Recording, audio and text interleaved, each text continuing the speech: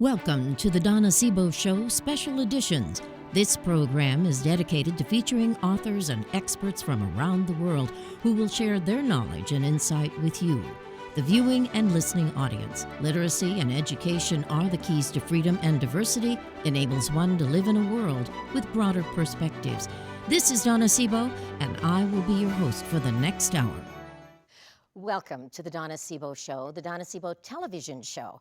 Now, I am an international radio talk show host and producer. Also, we've started the television programming where I'm able to bring to you some of the authors that I have featured on my radio programming.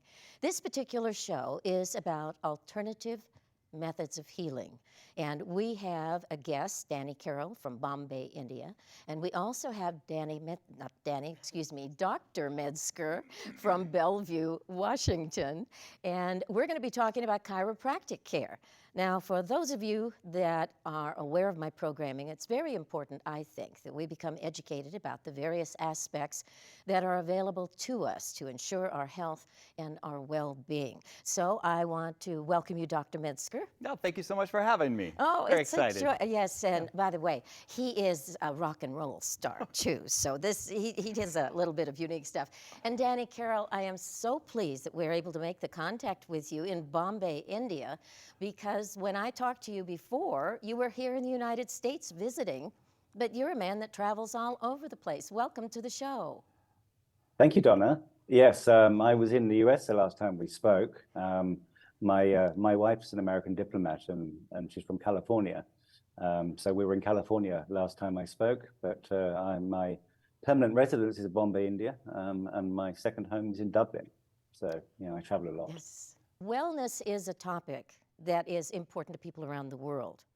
But what we're going to be talking about today, because Danny, you have had such a unique background relative to learning about the mind-body-spirit connection. Dr. Medsker, you're very much aware of that. Both of you have had personal experiences as well as becoming engaged in professional environments that address this. So I'm going to go to you, Danny, in Bombay. I'd love for you to share with my audience how it was that you became aware of a particular doctor in Germany and how that transformed your life. But what did you go through? So many times we have these different experiences, and they lead us from dot to dot to dot, and then finally we find what works for us. What happened with you? So my journey started in about 2004. I had a friend who was diagnosed with cancer in Bombay. She couldn't afford the treatment, so I funded her treatment and ensured her compliance to treatment, and she died within 3 rounds of chemo. I was devastated at the time, so I swore I would search to the ends of the earth to find a better solution to the problem we call cancer. I spent many years searching, but I didn't really get a breakthrough until 2012. I had a cathartic healing experience. For 6 months, my entire body was riddled with golf ball-sized knots in my calf muscles, my thighs, my arms, my back. And I'm a marathon runner, so at that point in time, I could barely walk. And I was in physio for 6 months, having these knots ironed out of my muscles, which is excruciatingly painful. The physio basically uses their elbows to iron the knots out of your muscles, and it's really, truly excruciating. I had a very interesting challenge at that point. My then girlfriend and now wife, who's an American diplomat, she was leaving Bombay, and the next posting was in Santiago de Chile. So we had agreed that we'd terminate our relationship. But the problem is we'd become soulmates. So the weekend before she was leaving, we sat down on a Friday evening and decided that we would not terminate our relationship because we couldn't. So we were doomed to this ridiculous long-distance relationship between South Asia and South America. And when I woke up on a Saturday morning, the knots that had been in my muscles for the last 6 months, and they were literally huge golf ball-sized knots, magically disappeared overnight. So I woke up on Saturday morning and they'd all gone. This is where I got the insights into the mind-body connection, and I had a suspicion that there could be a similar type of relationship between the mind and cancer, So I planned to do a PhD, and I was looking for a university that had both a medical and a psychology specialization, and I was planning to build a bridge between them. And in the process of looking for that university, I found this German medical doctor who was reported to have a 92% success rate, healing primarily terminally ill cancer patients using a form of mind-body medicine. And I've been studying and testing his medical discoveries for the last 11 years. And they're truly extraordinary. I mean, since then, I've had jaw cancer, testicular cancer. I currently have skin cancer. And I've used this modality in order to be able to heal those cancers. And it's mind-blowing, Donna. It's really, truly extraordinary. Well, that was one of the reasons when I interviewed you on my radio show, when I had that opportunity. And of course, your book is titled Terminal Cancer is a Misdiagnosis, and you have a subtitle on that book. But what is so fascinating is that this isn't quackery. This is real information, and there's all kinds of tests and points of detail that you give in this book. And it's incredible what you have been able to share. Dr. Medsker, you yourself, and your book is How to Adjust Yourself and Avoid Seeing a Chiropractor. Giving all my trade secrets away, put myself out of business. Oh, I don't think so. I don't think so. Yeah. But chiropractors have had, there's such a grouping of myths regarding chiropractic health. Now, your book is one where you want people to know, number one, there is a history regarding the chiropractic situation, and number two, that you wish that it could be incorporated in a much more comfortable way than it is. So tell us what it was that got you into it, because you've been in different medical environments. That's right. Yeah, my journey started back, I knew I wanted to be a healer and a doctor, so I started my pre-med down in Houston. I accepted to Baylor Medical School, worked at the hospital for 3 years, and just worked my way up in the hospital, ran nurses' stations, the doctors, oh, you're gonna be a doctor, yeah, come on, do some rounds with me, come on. And, so they really took me under their wing. And I went from oncology to spinal cord injury to ICU to emergency rooms, all that kind of stuff. And I'm just trying to find my niche where I'm gonna do this, and I couldn't find it. So I had a couple experiences prior to that where I used to suffer from migraines. And so just a couple years before I started my pre-med, I was just at a dinner party, and there was this migraine came over me, and I couldn't even hold my head up, and I was just falling into my plate of food, literally. And the guy was like, is there something I can help you with? And I'm a chiropractor, and I don't know what that is, but whatever you want to do, can you get rid of my headache? He laid me on the floor, and a couple of pops later, my headache was gone instantly. And I couldn't believe that just something like that, instead of pounding, 5 or 6 or 7 extra strength Excedrin all the time, and then turn the lights and the fish tank off and hide in the corner, that's all it took to get rid of my migraines. And I haven't had them since. So that kind of stuck in the back of my mind, and I ended up working for a chiropractor, finding that the hospital situation really wasn't working for me. I couldn't find my niche, so I went outside into private practice. None of the medical doctors would hire me in their private practice because I didn't have blood draw experience. And so I ended up working for a chiropractor, just doing exams and x-rays on all the new patients that were coming in, and then 30 days later, just do another re-exam and then go over their findings with them. And after 30 days and more, and 30, 60, 90 days, everybody that came through there was happy and healthier and positive. And I didn't even tell her about this, and that's gone. And it was just the most amazing healing experience. And just an observation from a research eye, looking at something like that, I'm like, this is crazy. I want to be a chiropractor instead. So I withdrew from Baylor Medical, and I went to Life Chiropractic College West. I did take 12 different techniques in chiropractic to try to study, how to work and manage the body manually, but that wasn't enough for me either. So when I got to Seattle, I took 2 more years in sports chiropractic.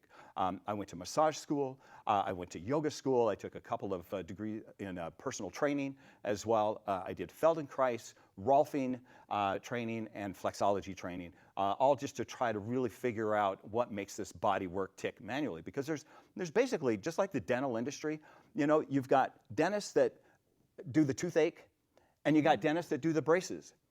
I'm the guy, you got chiropractors that do the pain management, and you got chiropractors that do structural correction like braces on teeth. I'm that guy. I wanted to learn how to mold and get the curves out of the body and correct the body, because structure is everything. And Thomas Edison said it best, you know, the doctor of the future will give no medicine, but he'll instruct the patient in the care of the human frame. And so I really have stuck with that protocol in trying to get the structure of the body cleared and healthy first, whether it's the bone system, the muscle system, the ligament system. Get it lined up, get it functioning properly, because that takes the pressure off the nerve system. And as you know, that's the controlling system that works everything, including chemical balances that determine whether or not you're making tumor cells, all that kind of stuff. You've got to have a correct working immune system and nerve system properly in order to be healthy. I agree with that, and I don't know about any of my audience, but I will tell you, I can remember my first experience with a chiropractor, and I gave up on them very, very quickly, because by the time they got through popping me, I thought, I don't know if I'm going to survive this or not. And it didn't do anything for me. Yeah. It didn't do anything for me. So I think we've come a long way to realizing that all of these modalities that you mentioned, they're alternative modalities, but they make a difference. Now, Danny, with the doctor that you became aware of, his history was fascinating to me, because this is a man who was a researcher and had documented, he treated thousands of people in his time as being a physician. His success rate went anywhere from 85% up to 98% with his patients.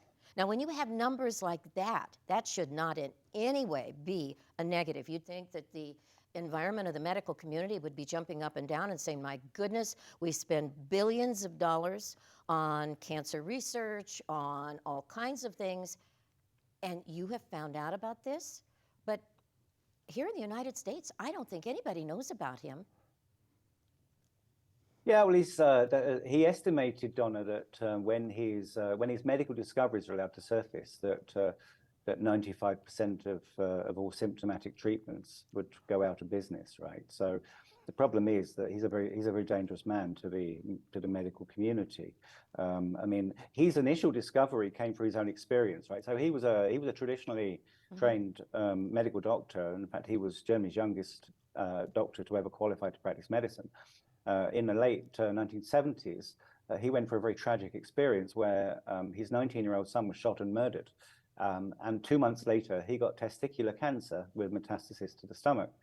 Now, according to conventional medicine, this just sort of falls out of the sky, but he couldn't help thinking there must be a causal link between his son getting murdered and him getting cancer on a reproductive organ, because otherwise he was in his late 40s and he was a healthy guy, and all of a sudden his son dies, and then he gets a fast-growing tumor on his testicle. And fast forward, working with over 50,000 cancer patients directly, what he discovered is that the tumor on his testicle was actually functional tissue, and it had a biological purpose. Okay, so his son was murdered.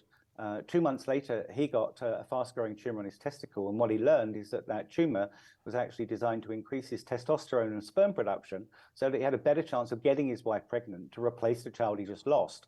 So after working on for 39 years with over 50,000 cancer patients, what he basically concluded, Donna, is that cancer is a survival biological program, and that nature, in fact, never goes wrong. And that when we get cancer, so it's when we face headwinds, a life crisis, an emotional trauma, what life does is it increases our capacity in order to help us solve the problem. And in his case, he got a tumor on his testicle in order to give him a better capacity to get his wife pregnant, to replace a child he just lost. And when you understand that fundamental connection, and you start putting what he discovered is that every change in our biology, whether it's a runny nose, a sore throat, a cancer, an IBS, any Parkinson's disease, they're all part of a survival biological program. And when you understand how they work, it just all makes sense, and it's quite extraordinary.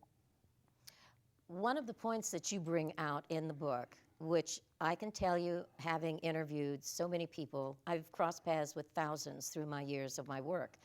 And today, the most common statement that is made is that doctors today don't talk to their patients. They don't know what's going on in that patient's life. Now, this doctor, he did have a son that died a horrible way, yes, and that traumatized him. So his body chemistry went what we call wacko over that. I know from personal experience how emotions can create health conditions. I have seen that with so many people through the years. And our bodies, all of our cells are extremely intelligent. And in recent research, at least here in the United States, and I think even in different places around the world, they're acknowledging, for example, with breast cancer, with women, they'll say, and with a few men, but it's more with women, that there usually is some kind of deep emotional trauma that they have gone through, but nobody ever takes the time. When you go in to see a doctor anymore, you're lucky if you have 10 minutes. You don't have the time. And it's not just in the United States, it's overseas as well. And you've got all of this mentality of, well, you've got to see 60 patients a day, otherwise you can't be part of the team. You've got all of this that's going on. This is so frustrating for physicians because many times they will know that there is something that's going on here. But if you can't sit and have a conversation with your patient, how in the world are you going to know what's going on with them? You're not. You can't. It's not possible. So with this wonderful, wonderful doctor that you speak of so highly in your book, what is his name? Dr. Richard Geert Hummer.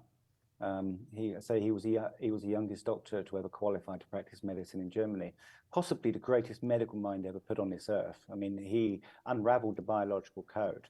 I mean, if you take your example of breast cancer, okay, now if you take mammary gland breast cancer, if you look at the biological purpose of a mammary gland, basically it's to lactate. Okay, now a woman only lactates when basically she's pregnant and she's nursing after giving birth. As soon as she stops breastfeeding, then the mammary glands will dry up. So, but if you look at the breast is a nurturing piece of equipment. So what happens to that is that, let's say we take an example that a woman's walking along the road and a child pulls away from her, runs in the road and gets hit by a car, okay, and ends up in ICU. That trauma of the child getting hit by the car and becoming sick, what it basically does is that accident hits the brain, and the brain says, okay, crisis, we've got a sick child. We need to turn back on the lactation ability. So the brain then sends a signal to the breast to say, okay, turn back on lactation. So as soon as that child gets hit by a car, the woman will start to feel a lump in her breast, and that is basically nature reactivating her ability to lactate so that she can breastfeed the child. Before our modern day society, the breast was the only instrument she had in order to be able to nurse a sick family member. Okay, so as soon as the child gets hit by the car, it hits the brain, and the brain says, okay, we need some milk, turn the milk back on. And then the idea of that biologically is that she can breastfeed the child and get the child healthy again. And once the child is healthy again, then that program will automatically switch off. Okay, so breast cancer of the mammary gland is caused by something that Dr. Hummer called a nest or a care conflict. So it's a problem within your family or within your nest. You have a fight where you have a problem with your children or your partner or your husband or your dog, and those conflicts basically are what trigger the mammary glands to get reactivated, which is why breast cancer is the most common cancer in women. Fascinating. Dr. Medsker, as a chiropractor, you're nodding as we're talking about the emotional side. You know from personal experience how the emotions and various challenges that people can go through in their life experience, because you've had your fair share, like all of us end up having. For sure. And it really is a very significant part of your working with people, isn't it? Finding out what's going on with them. Yeah, for sure. So you got to understand what controls your attitude, your emotions, and your behavior. It's all controlled by the chemical reactions within the body. And what controls the chemical reactions within your body? It's your nerve system. So again, I go back to the root cause that you can't have any pressure anywhere on your nerve system.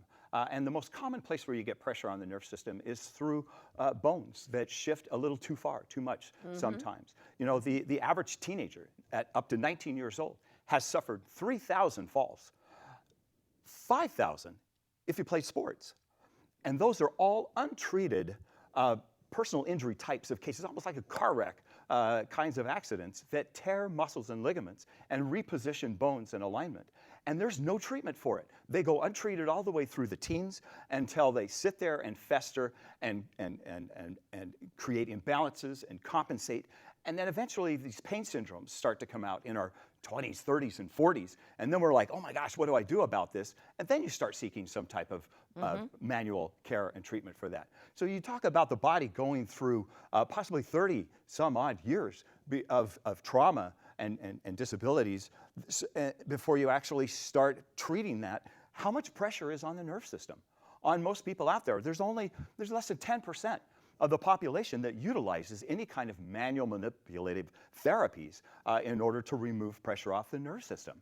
And so you're going to have that compromise going on with all of us. Emotionally, we're going to be drained. We're going to be tired. We're going to be fatigued. You know, you'd work a real strong work week, you'd drive really long in your car. Those things are going to bring out those symptoms a lot more and a lot more frequently to let you know there's a problem in there. It affects your attitude, your behavior, you know, and then we're all running around there with compressed nerve systems. And look what happens. You know, you got officers carrying guns, you know, that can't make healthy decisions sometimes. And you got people, you know, just tired of societal things, and they take things into their own hands that are making poor decisions in their life because their nerve systems are whacked.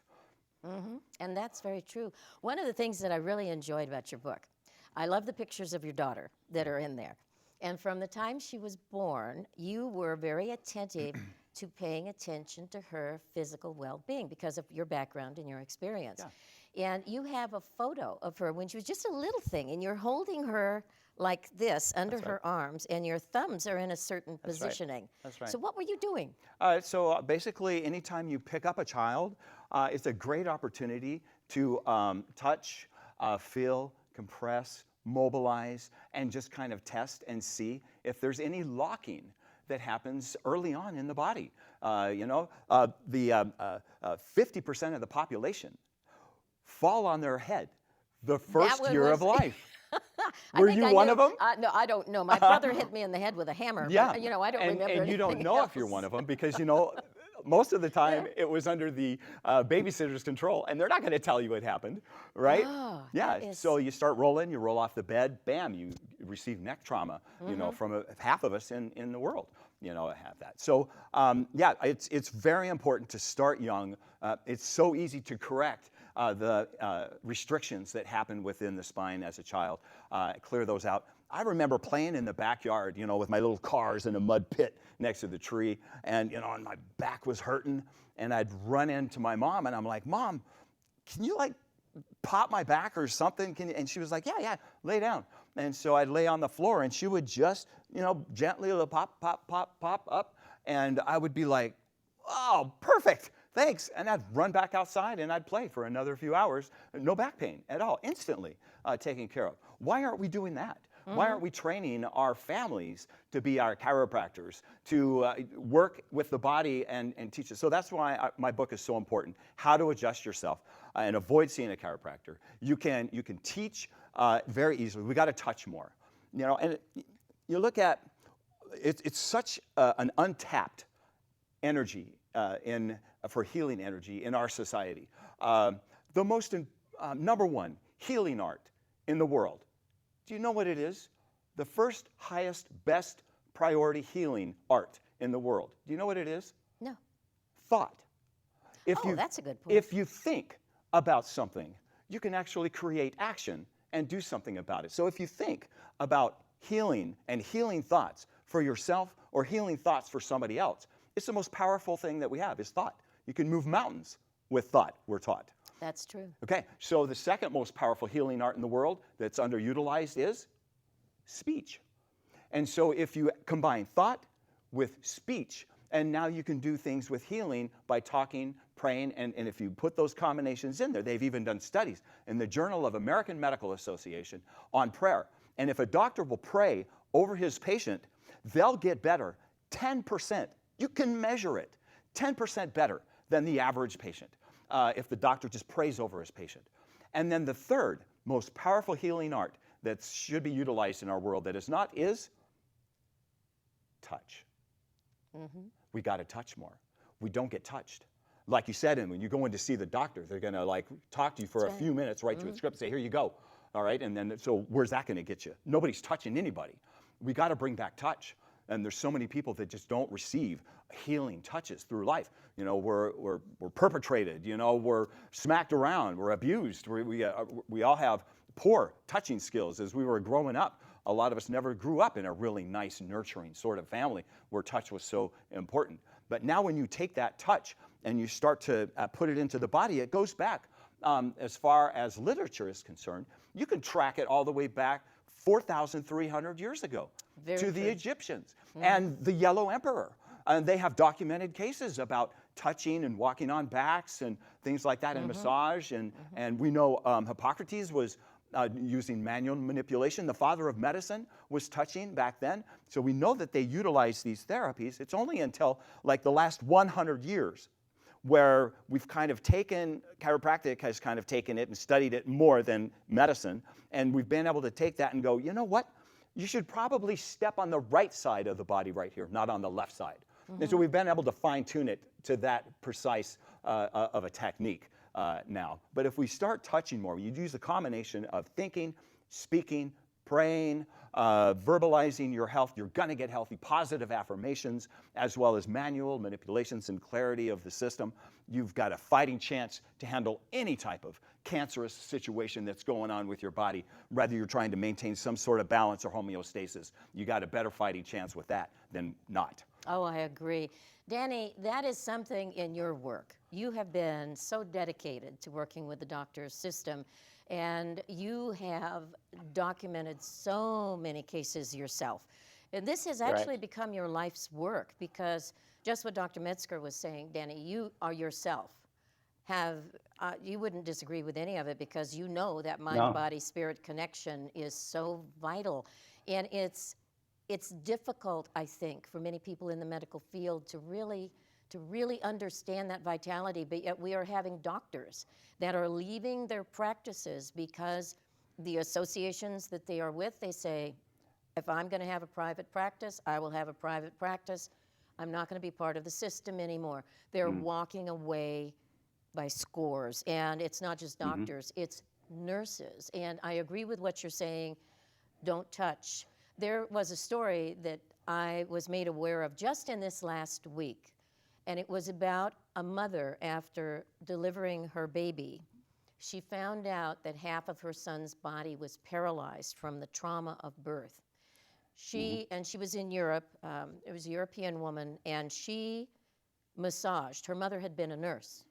She massaged that baby all the time, and when it would cry during the night, the bassinet was right by the side of the bed. She'd reach over, she'd massage the child, and she would talk to the child. He ended up being, it was a little boy, perfectly healthy. Everything ended up coming back, and the doctors had told her, your child's going to be paralyzed for the rest of his life. There's just nothing we can do. But she did something differently. She said, no, I can do this.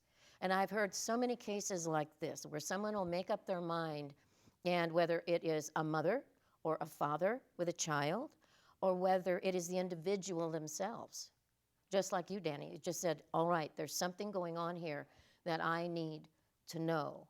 And what's one of the most significant individual cases, I would say, that you have worked with, Danny, that comes to your mind that you'd like to share with my audience, so that they know that this is not something that's hokey pokey. This is real. Both of you gentlemen are expressing that very well. Yeah, so Dr. Medsker is correct. Yeah, I mean the power of thought and voice are the most powerful instruments we have. What this German doctor, Dr. Hummer, basically discovered is the life cause of every single disease on Earth, right? So when you understand the cause of a problem, it makes it easy to solve. So I'll give you my own personal experience of the first time I used this modality, right? So it was 2015. I was on my way to do my training in Toronto for this modality. I'd gone to London, and my new partner came and met my family in London. We had a big party in London, and within the first day of being there, Donna, I had the most crippling stomach cramps and loose motions I've ever had in my life, right? So, and I had this for 72 hours. I was literally like passing out on the toilet with the pain of stomach cramps, okay? So my then girlfriend said to me, come on, Danny, let's see if we can use this new medical knowledge that you've been learning, see if we can use it to solve this problem. And I said, well, we can try. I've not even done my practitioner's course yet. I was on the way to Toronto to complete my practitioner's course. So she said, okay, what is the conflict that causes pain in the stomach? And I said, it's either it's indigestible anger or it's territorial anger. And she said, when does the pain start? And I said, the pain actually starts when you solve the problem. And she said, what problem have we solved by coming to England? And I said, honestly, I have no idea. My family we had a big party in the garden. There was no problem solving or anything, right? So to give you some background, I left my ex-wife and I split up in 2011. My ex-wife and my family used to fight. She hated them, they hated her, and it was a very difficult relationship to manage. And my new partner, my family loved her, right? So I was laying on my parents' bed and I was folded over in half, crippled with stomach cramps. And I said to my girlfriend, I think I've discovered what problem we've solved. And she said, what is that? And I said, I think we've solved a problem that my partner fights with my family. And I kid you not, Donna, I was laying on the bed and 1 minute I was crippled with stomach cramps, and I had been for 72 hours. And I'm laying there and all of a sudden my stomach went diggly, and the pain just disappeared. And I said to my girlfriend, the pain's gone. And she said, what are you talking about? I said, I don't know. The pain, my stomach just went diggly, and the pain just disappeared. Okay? She said, that's mad. I'm like, I told you I got no idea what I'm doing. And I laid on the bed and we waited for an hour, it didn't come back. We waited 2 hours, it didn't come back. We waited for 1 day, 2 days, and it never came back, right? I switched. What this German doctor discovered, Donna, is that when you consciously connect the cause of a problem with the symptom of a problem, basically it triggers a spontaneous and cathartic healing process, and it switches off pain like a light switch. And the advice I give people who come to me for help is that you should never believe what anybody tells you until you have personal experience. So trying to explain spontaneous and cathartic healing is almost impossible until you've experienced it for yourself. But when you experience it for yourself, it's extraordinary. So, I mean, what I suggest to people is to look at this with an open mind, study it with an open mind, stay cynical. Don't believe anything until you experience it for yourself, but when you do, it is truly mind-blowing. When you started really getting into this and you started working with people, it must have been really fascinating to observe all of the different reactions that you would have from individuals and that they found that when they could get to the cause. So because of what you're doing and what you're doing, Dr. Medsker, and I've met a number of other medical professionals, they're taking a stand saying they want to be able to get to know their patients. It's sort of like the old country doctor that knew everybody in town and would say, oh, well, that's it. And I remember seeing an old movie where that very point was brought upon this physician in this small town, and he was handing out pills to this woman. And she was just a nervous wreck. She was just a nervous wreck. And they said, well, gee, you're just giving her all these pills. And in private, he said, don't worry about it. It's sugar. This woman is a nervous wreck. So the pills, psychologically, we give her the sugar. She feels wonderful. And that's all it is. She could have had a teaspoon of sugar in her tea or her coffee, and it would have worked just as well. But that was a movie that was made, gee whiz, had to have been back in the 40s or 30s. You know, it was one of these old movies. And I thought, this is something that medicine has forgotten. That personal interaction, no matter what the age is. It's the same thing with a child. You take a child, and you're with a child, you have to be patient with them. Well, the home visits. Yeah, they used to do home visits all the time, do. and nobody does that anymore. You know how much you learn when you're in somebody's room, in their living room, and you can see the kitchen and the bedroom and how well it's kept, and if things are dirty or clean or kept or not. Or there's so much information you get from that just by being able to visit their home. Yes, It's lost art. And finding out, is dad out of work? Has mom lost her job? You know, has someone been sick? Also, there's genetic patternings often of people. When you find out, you know, is this something that goes on in the family? We try to make everything black and white and fit it into a little capsule and say, take this 3 times a day and everything's going to be super colossal wonderful. And it's not working. It's not working. Here in the United States, we are so low on the totem pole of health. Horrible. It is not even funny. Horrible. And yet we have all of these different options. But I talk with friends, and when I go in, let's say for a physical, it's something that, gee whiz, you're lucky.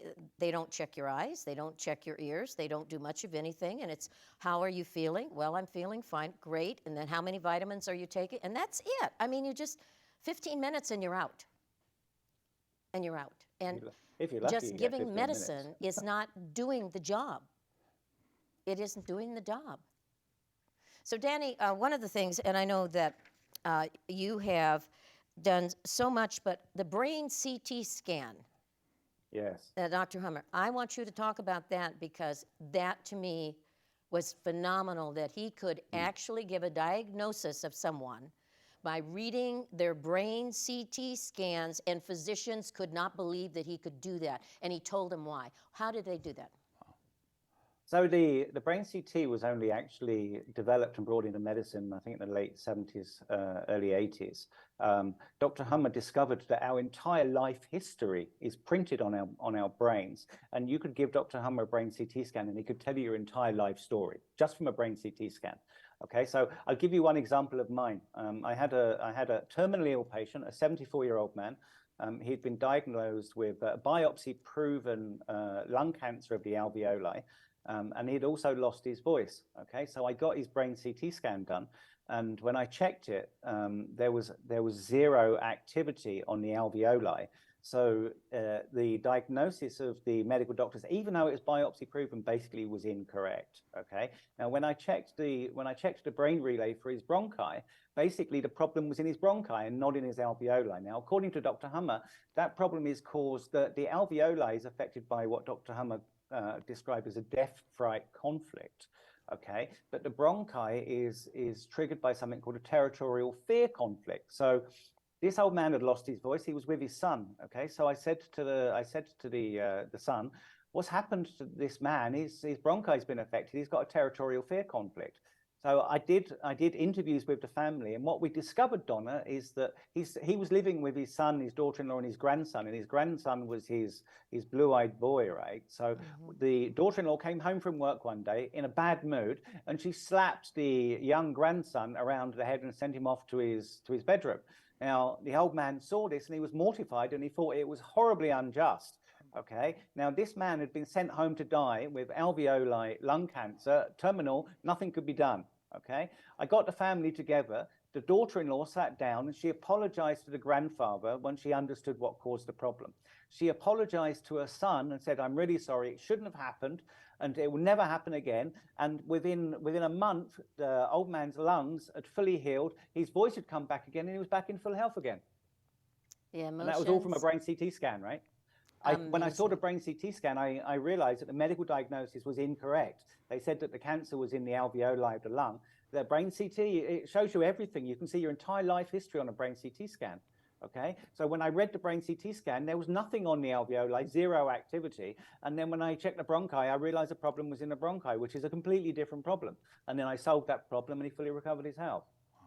That's just so fascinating. Dr. Medsker, as a chiropractor, you have really had some adventures.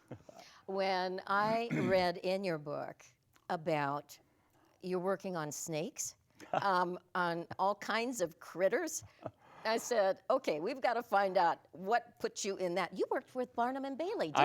I was the chiropractor for the Ringling Brothers, Barnum and Bailey Circus, and for the Shriners Circus as well. Shriners as well. Oh, my goodness. Yeah, so I got to adjust all of the animals. I took that training in initial chiropractic school.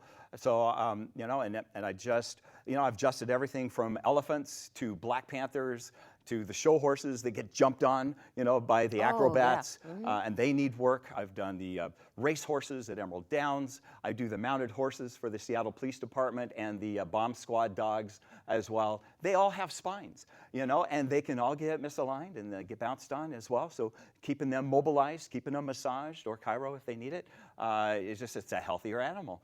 Yeah. Wow. Well, I know with horses, I've talked to many people that definitely work with chiropractors on their horses to enable them to stay healthy. And again, with animals, you're dealing with an emotional situation. They go through a trauma, an accident, what have you. Yeah, well, I had a patient that, you know, their little dog, pet dog, jumped out of their two-story building, and two-story house, and got paralyzed. And so they took it to the vet, and the vet just said, we can't do anything for him. After all, they taped him all up, and I was like, bring him into me, let me check it out. So I got him on the table, and sure enough, you know, his pelvis and his lower back was just all contorted. And so I'm like, I'm gonna adjust this.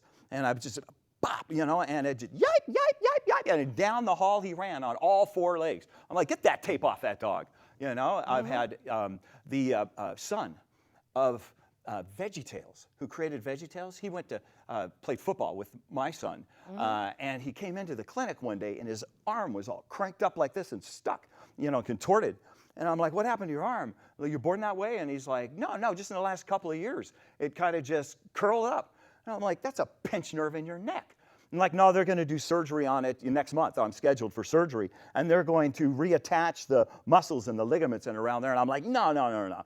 You're 17. Go get your dad. He brought his dad in, and we had 5 of my staff there. We took pictures before and after. One adjustment on C7 on his neck, and his arm just went boom, instantly, and dropped open and started working. He's like, oh my gosh, I can move my hand. And it was just miraculous. You know, pinched nerves cause so much damage to the body. And, you know, nerves, they either fire or they don't fire. And if they fire, sometimes they slow fire when they get pinched, or sometimes they hyperfire when they get pinched. And so that's why you get diagnoses of hyperthyroidism and hypothyroidism and things like that, because tissues are overfunctioning too much. And if you take the pressure off of that, it gives the body a chance to regulate the nerve system freely and get it back in sync of homeostasis. Boy, that is so very, very important. Danny, with Dr. Hammer, one of the things that you talk about in your book is legal things that he had to go through. And the courts eventually just totally said, this is a waste of time. There's nothing wrong. This man has done absolutely nothing wrong. And when you think of Dr. Hammer's research, you are going forward, you are wanting to really make sure that people understand that they can use this, and you've done so much training, you've done your own record keeping. When you look at this, are you primarily doing this in Europe, or are you also, what are you doing to let people know that they can be trained in the modalities and understand whether they're a lay person or they're a professional? If they're a medical professional, this information is such a wonderful addition to anything they may already have. It's going to empower anyone in whatever aspect of the medical environment they're in, because we're always going to have sick people. We're always going to have people that are going to have accidents. There's no way we're going to get away from that. That's life. Life happens. Right. So it's understanding the mind, body, spirit, emotion, connection, and that it's a total package. So when we evolve into that, which I think that a lot of people are evolving into that, I forget how many billions of dollars Americans are spending on alternative treatments rather than following what's considered the protocols of whatever, and they'll go, no, I don't want to do it. There are so many people that are even refusing a lot of the treatments that are recommended for cancer, and that is one of the things that you will cover in your book. But there's all of this. How do you, I know through our conversation we're going to be reaching people, but how can someone find out about this? They have access to your book, but I know that you're very much involved in teaching and training, as I know Dr. Medsker is too. So how do people get to know what it is that you do? So the challenge here, honestly, Donna, is the fact, I mean, I've spent 11 years studying Dr. Hammer's medical discoveries, and it currently takes considerable applied mind over a long period of time in order to really understand his medical discoveries, which most people are just not going to do. It doesn't make them accessible. Okay, so this book was on Amazon, Terminal Cancers and Misdiagnosis. This is an introduction to these medical discoveries, okay? But what we basically need, which is what I'm in the process of creating, is writing one book on each disease, right? So this is my book on breast cancer. This is my book on dermatitis. This is my book on testicular cancer, and I've got one on IBS. I'm writing 500 of these, right? Because when you have one problem, right? When you have one problem, it's an IBS, it's an eczema, it's a Parkinson's, or it's a cancer issue. You don't want to spend years and years and years basically studying medical discoveries to solve the problem. You want to pick up a small book, right? A small book that's like this thin. It's like a little Reader's Digest. It'd take you an hour to read. And I mean, there's going to be 500 plus of these. And what I'm doing, Donna, is I'm creating a collaborative book writing community in order to get lots of book editors, book writers, book reviewers all together so that we can write these 500 books so that we can make them accessible to the world, right? I mean, nobody's going to spend 11 years studying these. So we've got to write the books, and then all of these books are being written under what's called a Creative Commons license, so that anybody can take this information and build their own author brand and market them to their own community.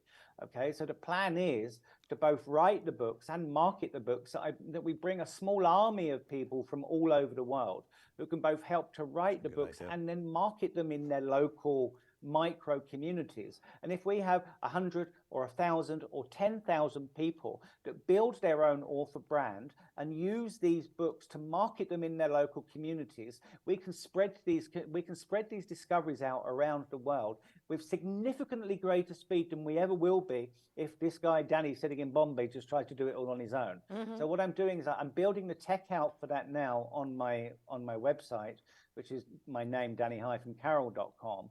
And hopefully in the next couple of weeks, I'm going to be beta testing that and inviting people to come in and contribute to both writing and marketing those books. And everybody can build their own author brand marketing them, and then we can spread it out globally. I think education, and that's one of the reasons that I really enjoy doing my programming, whether it's this television show or it is any of my radio shows, is being able to educate people and let them know that there are these options. And it's not just one. To say, gee, there's only one way to do something, that's a mistake. That's a mistake because everybody's very different and we all have our priorities and we live in different cultural environments. There's just so much that we need to make okay that we can learn about so that we can be healthier. And we don't need to go see the doctor as often. That's right. You know, you hear these stories. I love the stories like of a woman that's 95, 98 years of age, and they ask her, what's made you live so long? She said, a sip of scotch, at dinner. And or a bowl of ice cream. Yeah, a bowl of ice cream, Right? Everything that we say, no, you're not supposed to have any of that. But the truth is, usually you find with those people that have long, long lives. I've been amazed at the veterans that I have interviewed that have been in their 90s. And it is social interaction. It is having a purpose. They're active with something.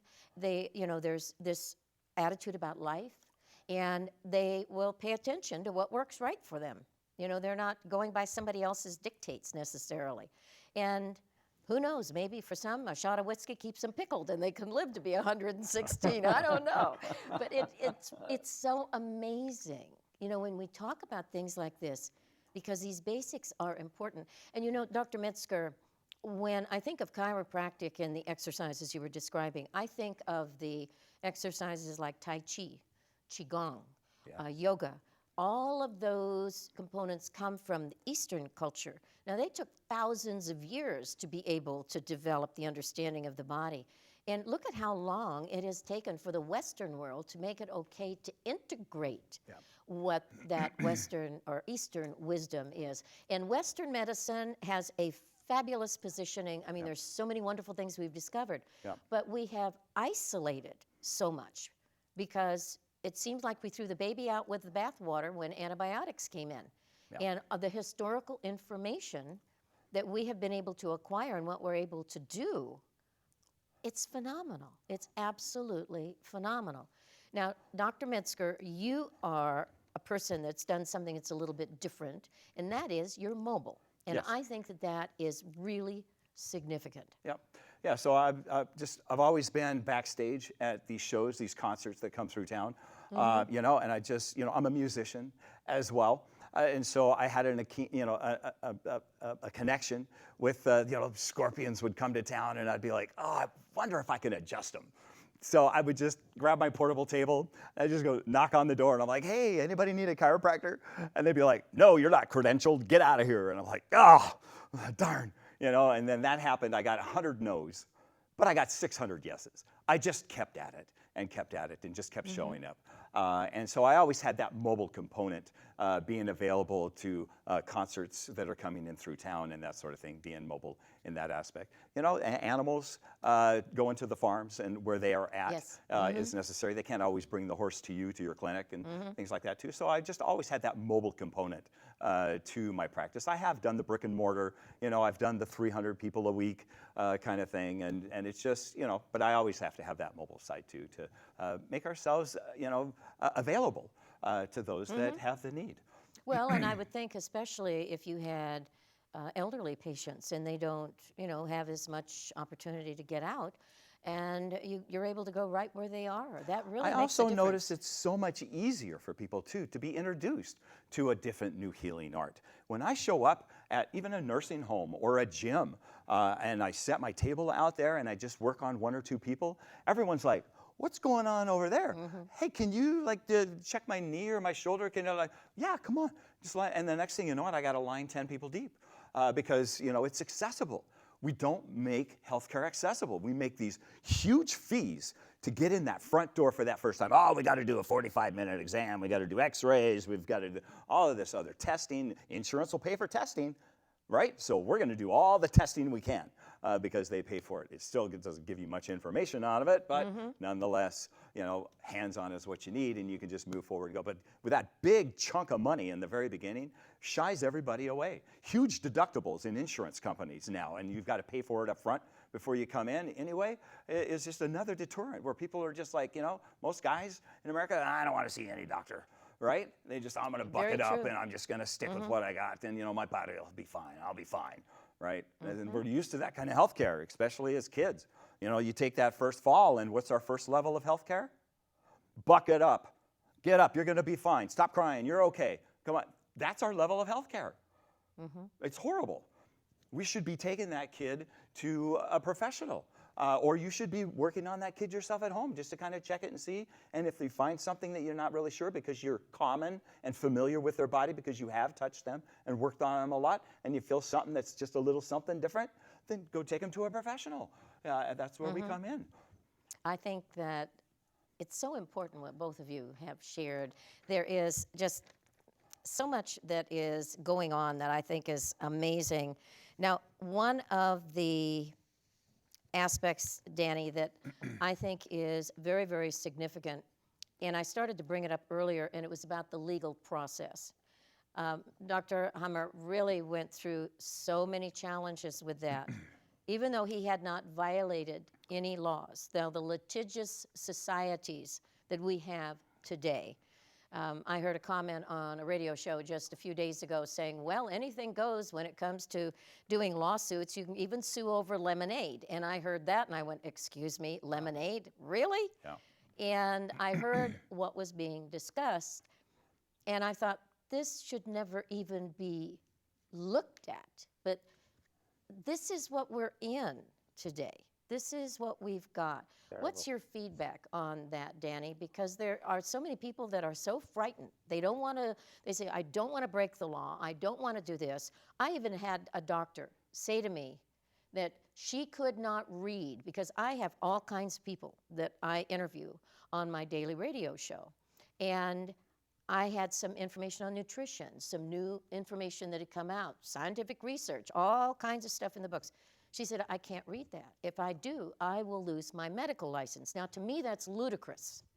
Are we getting to a point that we're not supposed to read, we're not supposed to think, and that we are going to be put in jail if we do read something that's not approved by the American Medical Association or the powers that be in any way? Seriously? Well, We've it's been not there a a long joke. time, Donna. I mean, Dr. Hummer had his medical license taken away in 1986. He was subsequently prosecuted on multiple occasions for practicing medicine without a license. Okay, he was put in prison for 2.5 years. He had 12 attempts on his life, and they, over a 30-year period, they tried to put him in a mental institution 75 times. Holy Moses. Okay, 75 times over the course of his lifetime. And these essentially were my reading of the situation was to keep him busy, right, so that he didn't have the space in order to be able to share and populate his medical discoveries. But I mean, if you take a bigger look at this, Donna, I mean, if you go back in history, you'll find many cases like this. I mean, there was a case in the 1900s of a medical doctor who was a surgeon, and he came up with the insane idea that if you washed your hands before you went into surgery, then you'd get a lower infection and a better survival rate. And and he proved it with the numbers. And apparently he was thrown into a mental institution for suggesting something so absurd as it's ideal to clean your hands before you go into surgery.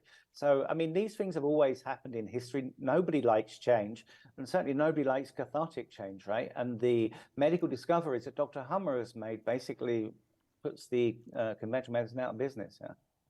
Well, I want to thank both of you for being guests today. Dr. Medsker, Bellevue, Washington, Danny Carroll in Bombay, India. This has been a wonderful conversation. It has been a joy. And for those of you that are watching this program, at the end, in the credits, you are going to find that there will be the contact information relative to both of these gentlemen that you will be able to reach. I'm so delighted that we've been able to share this with you. I hope you will take the time to check out my radio shows as well as this television show, which we have the opportunity to do once a month. Gentlemen, thank you again for being my guests. Thank you so much, Donna. It's been You have been listening to the Donna Sebo Show special editions. The audio version of this program will also be heard on the Donna Sebo Show radio broadcast. We are delighted you were able to join us and invite you to share this programming with your friends and family. Have a rich and fulfilling life.